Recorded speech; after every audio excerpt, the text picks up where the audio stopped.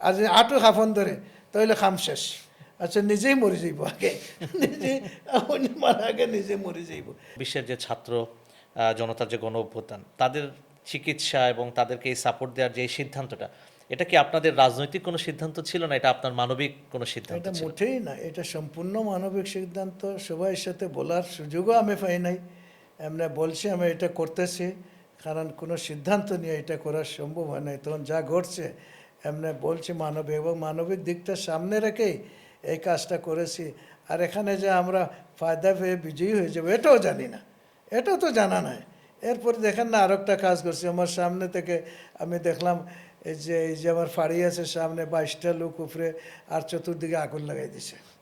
আগুন লাগাই দিচ্ছে, সেখানে এই লোকরা খান দিয়া টেলিফোন করতেছে। এরপরে আরও তো সাক্ষী রুমটনি আছে, আমি স্টিংগুচার প্রায় 27টা না 28টা স্টিংগুচার নিয়ে আমার সিকিউরিটি স্টাফ, আমার স্টাফ নিয়ে আমি নিজে গেছি। গিয়ে তো আমার তো চিনে এরপরে হরে না, তো এদের দমদামত দিয়ে সরাইয়া এদেরকে বিভিন্নভাবে পলায়ন করে যাওয়ার জন্য সুযোগ করে দিচ্ছে। নতুবা এই 22টা জ্বালাইলি তো, এমনভাবে চতুর্দিকে আগুন লাগছিল, এটা জ্বালাইতে। তো এটা সাহসিকতা হলো মূল জিনিস। এই যে সাহস নিয়ে বের হয়ে গেছে, বস আমার যারা আছিল, তো শুধু এইটা তো নয়, আমাকে স্বরাজবাদে মিছিল লইয়া একদম বোধহয় কোর্ট পয়েন্ট পর্যন্ত আসছে নাকি, তাই লইয়া এসে আমার লইয়া এটা তো গেছি। তো এই যে সাহস, আমি বার হয়েছি এক্সটিংগুইশার নিয়ে, এই যে আগুনটা নিভাইছি, না নিভাইলে তো জ্বলে যেত সবাই। এই সাহসিক ভূমিকা তাৎক্ষণিক যদি রাখা যায় বুদ্ধিভিত্তিক, তাহলে এই সমাজের অনেক কাজ করা যায়। আর যদি আঁটু হাফন ধরে তাহলে খাম শেষ। আচ্ছা নিজেই মরে যাইব আগে, নিজে মারা আগে নিজে মরে যাইব। তো এই সময় এই সাহসিকতা নিয়ে সেখানেও আগাইয়া আসে। আর সব একটা মানবিক দিকটা সামনে রেখে আল্লাহর উপর ভরসা করে আমি করেছি। আর আজকেও যা করি সব আল্লাহর উপর। দেখুন আজকে নির্বাচনে এখানে 1 নম্বর আসনে আমার কল্পনাও নাই, কিছু নাই। আমাকে স্বয়ং লোক খুব চাপ দিছে। তখন আমার বয়স, আমার নানান রোগ, একটা স্থায়ী রোগ আছে। আমি বলছি যে এটা কোনো অবস্থায় সম্ভব নয়, সেখানে যাওয়া 3 ঘন্টা লাগে, এরপরে না একদিন গেলে। এখন যদি মনে করেন সেখানে আমাকে দেওয়া হইতো, তাহলে 2 দিন বা 1 সপ্তাহ বেশি আমি করতে পারতাম না। কিন্তু আল্লাহর মর্জি, আমি এটা চিন্তা তো নাই।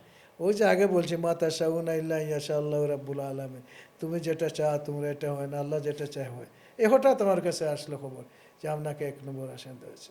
এই খবরটা আসার পরে কিন্তু আমরা খান্দাখাটি, আমি আমার পরিবার সহ, আমার ছেলেরা সহ, অনেকে মনে করছে যে আব্বার সাথে এটা কী করতেছেন, যেন ওইটাই তো বানানো আসন, সেখানে দিলে হইতো। কিন্তু আমি জানি যে সেখানে দিলে হইতো না।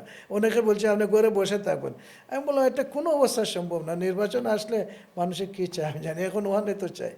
কিন্তু এখানে যাওয়ার পরে আল্লাহর মর্জি, প্রথম দিকে যখন আমাকে আনুষ্ঠানিকভাবে জানানো হয়, তখন আমি চিন্তা করলাম যে সারা জীবন আনুগত্যের ওয়াজ নিজে করে আসছি, দায়িত্বশীলদের কথা শুনতে হবে। আমি নিজে এসে বললাম আল্লাহর মর্জিটা আছে, যেহেতু সংগঠন সিদ্ধান্ত দিয়ে দিছে, আমি তো আর আছি, এখান থেকে পলায়ন করারও সুযোগ নেই, চাওয়ারও সুযোগ নেই।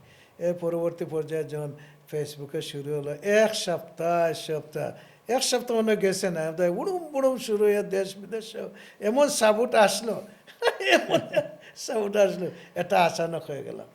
তো আস্তে আস্তে এখন তো সিলেটের এমন একটা অবস্থা, ওই বললাম না, এই যে ইরহাম মানফিল আদি ইয়ারহামুকা মানফিস সামা, আল্লাহ রসুলের একটা হাদিস আছে যে জমিনে যারা আছে তাদের সাথে ভালো ব্যবহার করো, রহম তাহলে আসমানওয়ালারা করবে।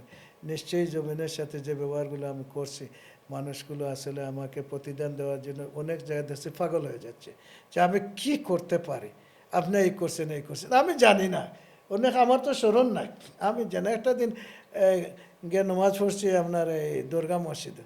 নামাজ পড়ার পরে আমার ইমাম সাহেব যে ওনার ওয়াইফ সিনে করছে, উনি কোথা থেকে দেখছে আমাকে ডাকিয়ে তার পিছনে একদম নিয়ে গেছে। নামাজ পড়ার পরে আমাকে বুক মিলাইতেছে, এর পাশে একজন দেখলাম যে প্রকৌশলী লেখা। আমি বললাম এইটা কি, বললো না ইলেকট্রিশিয়ান, উনি লাগে একটা। হঠাৎ উনি এসে বলে যে আমিও স্যার আপনার সাথে বুক মিলাইতেছি। মানে কী হয়েছে, বলে আপনি আমাকে 9,000 টাকা সহযোগিতা করছেন, রুগী ছিল। এরপরে একজন আরেকজন, মানে মানুষ আসলে কৃতজ্ঞ, মোটেও অকৃতজ্ঞ না। এটা যেটা মনে করে মানুষ অকৃতজ্ঞ, আমি এই কথা বিশ্বাস করি না। মানুষের যে কোনো পর্যায়ে যে সহযোগিতা আমি করছি, আমি দেখছি আজকে এই লোকগুলা হন্য হয়ে আমার সাথে মিলে এবং স্বীকার করে। আমার স্মরণ নাই কিন্তু তাদের স্মরণ আছে, তাই আমি মনে করি মানুষ কৃতজ্ঞ ইনশাআল্লাহ।